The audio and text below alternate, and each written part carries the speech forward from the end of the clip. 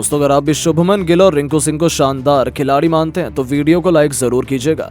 दोस्तों, अंतिम 3 गेंद पर कोलकाता को जीत के लिए चाहिए थे 17 रन। मुश्किल थी कोलकाता की जीत। क्रीज पर थे रिंकू सिंह, फिर इस धाकड़ बल्लेबाज ने मचाया ऐसा तहलका। बारिश से बाधित मुकाबले में खेले गए सुपर ओवर ने पार कर दी रोमांच की सारी हदें।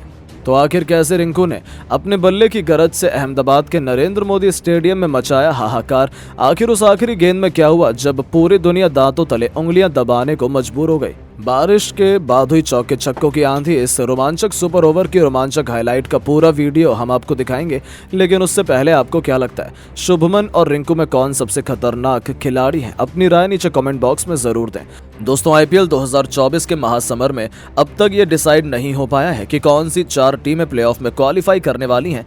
इसी जद्दोजहद के बीच करो या मरो के मुकाबले में कोलकाता और गुजरात की टीमें दुनिया के सबसे बड़े स्टेडियम नरेंद्र मोदी स्टेडियम में एक दूसरे के आमने सामने थी। ये मुकाबला कहीं ना कहीं गुजरात के लिए करो या मरो का था, क्योंकि कोलकाता तो पहले ही प्लेऑफ में क्वालिफाई कर चुकी थी, लेकिन गुजरात की उम्मीदें दांव पर लगी हुई थी। उनके सामने जीत के अलावा कोई भी विकल्प नहीं था। उन्हें यह मुकाबला किसी भी कीमत पर जीतना था, और वो भी बड़े अंतर से। यानी कि गुजरात के खिलाड़ी अपना सब कुछ दांव पर लगाकर इस मुकाबले में उतरने के लिए तैयार थे, और मुकाबला तो कांटे का होने वाला था। इसमें तो कोई भी शक की गुंजाइश ही नहीं थी। लेकिन इन दोनों की टीमों के खिलाड़ियों और उनके करोड़ों फैंस की उम्मीद पर बारिश की बूंदें कहर बनकर टूट पड़ी। जहां 7:30 बजे से शुरू होने वाले मैच में 8:30 बजने के बाद भी मुकाबला शुरू होने की उम्मीदें नजर नहीं आ रही थी। ऐसे में हर तरफ केवल निराशा फैल चुकी थी, क्योंकि समय बीतता जा रहा था पर बारिश बंद होने का नाम नहीं ले रही थी। मुकाबला रद्द होने की कगार पर आ चुका था, जिसने करोड़ों फैंस एक बार फिर उदास हो चुके थे।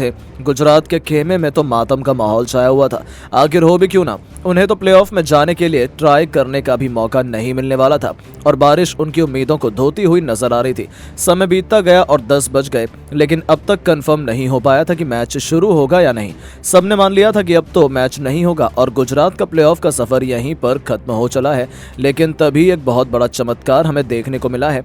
अचानक से बारिश बंद हो जाती है। हालांकि फिर भी ज्यादा समय नहीं था कि काफी लंबा मैच किया जा सके। ऐसे में फैंस की उम्मीदों को ध्यान में रखते हुए बारिश समाप्त होने के बाद इस बार सिर्फ एक रोमांचक सुपर ओवर करने का फैसला किया गया, और इस खबर ने तो करोड़ों हिंदुस्तानियों में जोश की लहरें दौड़ा दी थी। आखिर हो भी क्यों ना, भले ही 20 ओवर नहीं सिर्फ 1 ओवर हो, लेकिन कांटे का मुकाबला सबको देखने के लिए मिलने वाला था। इस सुपर ओवर में होम टीम गुजरात को पहले बल्लेबाजी करने का मौका मिला, जहां उनके लिए धमाल मचाने के इरादे से डेविड मिलर के साथ कप्तान शुभमन गिल की जोड़ी मैदान में उतरी थी। इन दोनों को रोकने की जिम्मेदारी कप्तान श्रेयस अय्यर ने सौंपी, अपने सबसे भरोसेमंद गेंदबाज मिचेल स्टार्क के कंधों पर, जो उनकी खूंखार बल्लेबाजी को रोकने के लिए आए थे। लेकिन इन दोनों बल्लेबाजों के सिर पर तो खून सवार था। स्टार्क की पहली गेंद पर गिल ने आसमान को चीरते हुए खौफनाक छक्का जड़कर उनका स्वागत किया, और पूरा स्टेडियम गिल गिल के नारों से गूंज उठा। तो वहीं अगली गेंद पर इस बल्लेबाज ने एक और खूबसूरत चौका लगाया। हालांकि फिर तीसरी गेंद पर सिंगल लेकर उन्होंने मिलर को स्ट्राइक थमा दी, लेकिन वो स्टार्क के सामने इस बार भी ज्यादा देर तक नहीं टिक पाए। इस घातक गेंदबाज ने चौथी गेंद पर मिलर को पवेलियन की राह दिखाकर अपनी वापसी का ऐलान किया। लेकिन फिर गुजरात की तरफ से मैदान में उतरे राशिद खान ने स्टार्क का स्वागत ही तूफानी छक्के से करने के बाद आखिरी गेंद पर भी गेंदबाज के सिर के ऊपर से एक और छक्का लगाकर 23 रन जोड़ लिए। जहां इस बार कोलकाता को लक्ष्य मिला था 24 रन का, जो बिल्कुल भी आसान नहीं था। गुजरात के बल्लेबाजों ने तो अपना काम कर दिया था, अब बारी थी उनके गेंदबाजों को जलवा दिखाने की। वहीं इस मुश्किल परिस्थिति में कोलकाता को जीत दिलाने के लिए उनकी तरफ से फिल सॉल्ट के साथ रिंकू सिंह की जोड़ी मैदान में उतरी, क्योंकि सभी जानते हैं कि रिंकू सिंह बड़े बड़े छक्के लगाने के लिए जाने जाते हैं, और महज 6 गेंदों पर कोलकाता को 24 रन बनाने थे। यानी रिंकू जैसे हथियार की कोलकाता को सबसे ज्यादा जरूरत थी। वहीं गुजरात को जीत दिलाने की जिम्मेदारी गिल ने अपने सबसे भरोसेमंद राशिद खान को गेंदबाजी की कमान सौंप दी।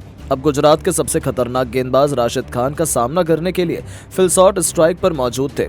पहली गेंद पर उन्होंने चीते की तरफ फुर्ती दिखाते हुए 2 रन बटोर लिए, तो फिर अगली गेंद पर उन्होंने बहुत बड़ा शॉट लगाने की कोशिश की, लेकिन उन्हें इस गेंद पर केवल चौका मिल पाया। तीसरी गेंद पर भी वो सिंगल ले पाते। अब स्ट्राइक पर आ चुके थे रिंकू सिंह, जिन पर कोलकाता को जीत दिलाने का पूरा दारोमदार आ चुका था। कोलकाता के फैंस तो उम्मीदें भी हार चुके थे, क्योंकि अंतिम 3 गेंदों पर 17 रन चाहिए थे, जो लगभग नामुमकिन जैसा होता है। गुजरात जीत का जश्न भी मनाने लगी थी, लेकिन उन्हें अंदाजा भी नहीं था कि रिंकू सिंह किस मिट्टी के बने हैं। उन्होंने तो ऐसे कारनामे करने में पीएचडी हासिल की हुई है। शायद गुजरात पिछला साल भूल गई थी जब रिंकू ने 5 बॉल में 5 छक्के जड़कर गुजरात के जबड़े से जीत को छीन लिया था, लेकिन रिंकू तो उन्हें कुछ भी भूलने कैसे देते। चौथी गेंद पर राशिद ने एक जबरदस्त गुगली डाली, लेकिन रिंकू तो शेर पर सवा शेर हैं। उन्होंने अपने पिकअप शॉट से गेंद को बाउंड्री के बाहर फेंक दिया था। इनके इस तूफानी छक्के की बदौलत मुकाबला अंतिम 2 गेंदों में चला गया था, जहां कोलकाता को जीत के लिए 11 रन चाहिए थे। काम आसान नहीं था, लेकिन रिंकू ही इकलौते ऐसे बल्लेबाज हैं जो यह करिश्मा कर सकते थे। गुजरात के कप्तान गिल ने गेंदबाज से बातचीत की नई प्लान बनाया, जिसके चलते राशिद ने ओवर की 5वीं गेंद पर रिंकू से बहुत दूर फेंकी। इस पर रिंकू ने अपने अतरंगी शॉट से इस गेंद को बाउंड्री में खड़े फील्डर के सिर के ऊपर से स्टेडियम के दूसरे स्टैंड में मारकर निराश फैंस में जोश की एक नई लहर दौड़ा दी थी। रिंकू ने लगातार 2 गेंद पर 2 छक्के ठोक मुकाबले को बराबरी पर ला खड़ा किया था। अब अंतिम गेंद पर 5 रन चाहिए थे। गेंदबाज पूरी तरह से दबाव में नजर आ रहा था। उनके चेहरे पर रिंकू का खौफ था तो पूरे स्टेडियम में सन्नाटा था। सोच रहे थे लोग कि अब आखिर होने क्या वाला है। गुजरात के फैंस अपनी जीत की कामना कर रहे थे, तो वहीं कोलकाता का खेमा केवल फॉर्मेलिटी निभाने आया था। उन्हें कुछ खास फर्क नहीं पड़ रहा था, लेकिन रोमांचक मुकाबले ने सबको दांतों तले उंगलियां दबाने पर मजबूर कर दिया। पर दोस्तों, तभी कुछ ऐसा हो जाता है जिसकी किसी ने कल्पना भी नहीं की थी। जी हाँ दोस्तों, जैसे रिंकू ये मुकाबला खत्म करने वाले थे, गेंदबाज बॉल डालने के लिए तैयार था। जी हाँ दोस्तों, राशिद खान ने एक बार फिर चालाकी दिखाते हुए अपनी टीम के लिए मैच बचाना चाहा, लेकिन सलामी रिंकू सिंह को बेखौफ रिंकू ने शहर की तरह 2 कदम आगे निकालकर मैदान में अपने घुटने टेके और मिड विकेट के ऊपर से उस गेंद को तारामंडल में ऐसा पहुंचाया कि एक पल के लिए ऐसा लगा कि क्या होने वाला है। जब गेंद हवा में थी तब सबकी सांसें हलक में फंसी हुई थी। एक समय तो ये तक लग रहा था कि कहीं गेंद फील्डर के हाथों में ना आ जाए।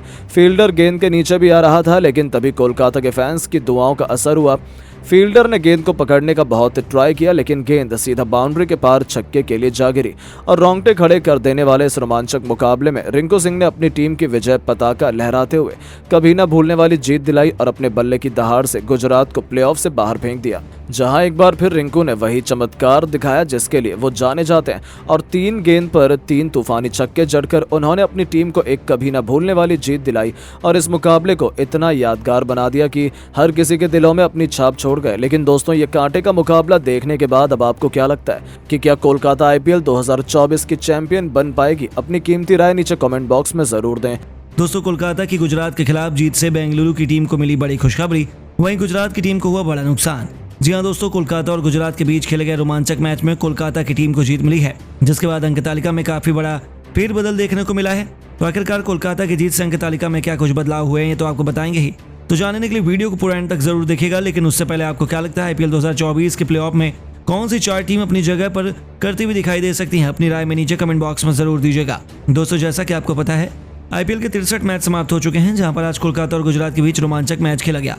आपकी जानकारी के लिए बता दें, गुजरात और कोलकाता के बीच गुजरात के घरेलू मैदान पर आज खेले गए मैच में खराब मौसम और बारिश के कारण मैच बिना टॉस उछाले रद्द हो गया, जिनके कारण दोनों टीमों को 2 अंक नहीं मिल पाए और इसके बाद अब अंक तालिका में बड़ा बदलाव देखने को मिला है। दरअसल अंक तालिका के बारे में बात करें तो सबसे नीचे पंजाब की टीम मौजूद है, जिन्होंने अभी तक 12 मैच खेले हैं। इस बीच उन्होंने 4 मैच में जीत दर्ज की है और 8 मैच में हार का सामना किया है, जिसके कारण उनके 8 अंक है और इस बीच इनका नेट रन रेट निगेटिव में 0.42 है। हालांकि पंजाब की टीम प्लेऑफ की रेस से आधिकारिक रूप से बाहर हो चुकी है। वहीं 9 नंबर पर मुंबई की टीम आ चुकी है, जिन्होंने अपने 13 मैच खेले हैं। इस बीच उन्होंने 4 मैच में जीत दर्ज की है और 9 मैच में हार का सामना किया है, जिसके कारण उनके 8 अंक है। इस बीच इनका नेट रन रेट निगेटिव में 0.19 है। वहीं मुंबई की टीम भी आधिकारिक रूप से प्लेऑफ की रेस से बाहर है। वहीं 8वें नंबर पर गुजरात की टीम मौजूद है, जिन्होंने 13 मैच खेले हैं। इस बीच उन्होंने 5 मैच में जीत दर्ज की है और 7 मैच में हार का सामना किया है। इसके अलावा आज बारिश के कारण मैच रद्द होने के कारण उनको 1 अंक और मिल गया है, जिसके कारण उनके 11 अंक है और उनका नेट रन रेट भी निगेटिव में 1.06 है। वहीं गुजरात की टीम भी आधिकारिक रूप से प्लेऑफ से अब बाहर हो चुकी है। ऐसे में अब गुजरात की टीम अंतिम मैच में हैदराबाद की टीम को नुकसान पहुंचा सकती है। वहीं 7 नंबर पर लखनऊ की टीम मौजूद है, जिन्होंने अपने 12 मैच खेले हैं। इस बीच उन्होंने 6 मैच में जीत दर्ज की है और 6 मैच में हार का सामना किया है, जिसके कारण उनके 12 अंक है। इस बीच इनका नेट रन रेट भी निगेटिव में 0.076 है। ऐसे में लखनऊ की टीम को अपने बचे हुए दोनों मैच दिल्ली और मुंबई के खिलाफ जीतकर चेन्नई और हैदराबाद की टीम पर निर्भर रहना है। वहीं 6 नंबर पर अब दिल्ली की टीम मौजूद है, जिन्होंने अपने 13 मैच खेले हैं। इस बीच उन्होंने 6 मैच में जीत दर्ज की है और 7 मैच में हार का सामना किया है, जिसके चलते उनके 12 अंक है। इस दौरान उनका नेट रन रेट अभी भी निगेटिव में 0.48 है। वहीं दिल्ली की टीम को बचे हुए अंतिम मैच में लखनऊ के खिलाफ जीत दर्ज करने के साथ बाकी टीम पर भी निर्भर रहना पड़ेगा। वहीं 5 नंबर पर बेंगलुरु की टीम आ चुकी है, जिन्होंने अपने 13 मैच खेले हैं। इस बीच उन्होंने 6 मैच में जीत दर्ज की है और 7 मैच में हार का सामना किया, जिसके चलते उनके 12 अंक हैं। ऐसे में इनका नेट रन रेट पॉजिटिव में 0.39 है। ऐसे में बेंगलुरु की टीम को अपने अंतिम मैच में चेन्नई के खिलाफ बड़े अंतर से जीत दर्ज कर प्लेऑफ में पहुंचने का मौका मिलेगा। और चौथे नंबर पर हैदराबाद की टीम मौजूद है, जिन्होंने अपने 12 मैच खेले हैं। इस बीच उन्होंने 7 मैच में जीत दर्ज की है और 5 मैच में हार का सामना किया है, जिसके चलते उनके 14 अंक हैं और यहाँ पर इनका नेट रन